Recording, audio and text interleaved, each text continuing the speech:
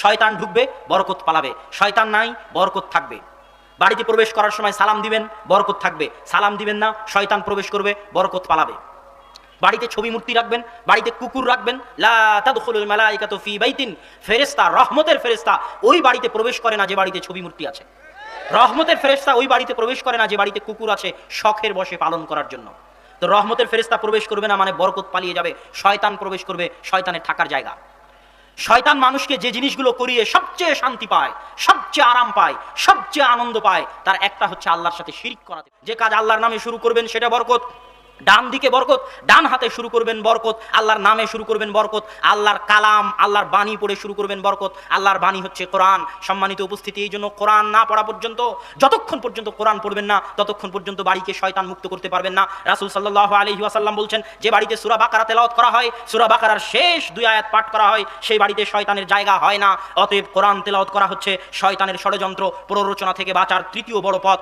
আল্লাহর নাম নেওয়া, 5 ওয়াক্ত সালাত আদায় করা এবং কিছু সালাত বাড়ির জন্য রাখা। বাড়িকে কবর বানানো যাবে না। 5 ওয়াক্ত সালাত জামাতের সাথে মসজিদে, আর কিছু সালাত বাড়ির জন্য, না হলে বাড়িতে শয়তানের থাকার জায়গা হবে। শয়তান থাকবে, এটা কাল্পনিক কথা নয়, বাস্তব কথা।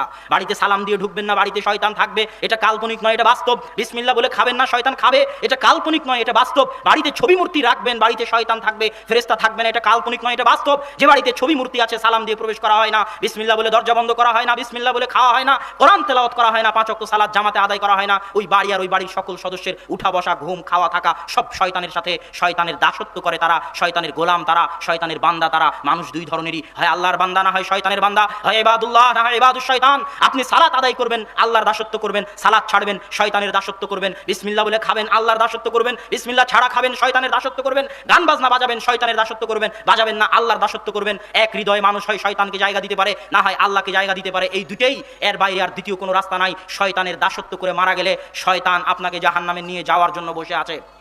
ইবনুল কাইয়িম রাহিমাহুল্লাহ বলছেন, মানুষ যে কান দিয়ে শয়তানের আনুগত্য করতে ভালোবাসে, ওই কান আল্লাহর দাসত্ব ভালোবাসে না। যে কান দিয়ে মানুষ গান বাজনা শুনতে ভালোবাসে, ওই কান মৃত্যুর পূর্বে কালেমা লা ইলাহা ইল্লাল্লাহকে ঘৃণা করে। যে কান দিয়ে মানুষ গান শুনে, ওই কান মৃত্যুর পূর্বে কালেমা লা ইলাহা ইল্লাল্লাহকে ঘৃণা করে। প্রত্যেক দিন গান শুনবেন, মরার সময় আপনার পাশে বলা হবে বলো লা ইলাহা ইল্লাল্লাহ, ঘৃণা করবে আপনার কান, কেননা এই কান শয়তানের দাসত্বে থেকেছে, মরবেও শয়তানের দাসত্বে। আল্লাহর দাসত্ব করার ভাগ্য হবে না। মানুষের সবচেয়ে বড় নিয়ামত, সবচেয়ে বড় দয়া হচ্ছে আল্লাহর দাসত্বে জীবন পার করা। আল্লাহ সুবহানাহু ওয়া তাআলা দুনিয়া তাকেও দেন যাকে ভালোবাসেন, ইউতিদ দুনিয়া মান ইউহিব ওয়া মান লা ইউহিব। আল্লাহ দুনিয়া তাকেও দেন যাকে ভালোবাসেন, আর যাকে ভালোবাসেন না তাকেও দেন।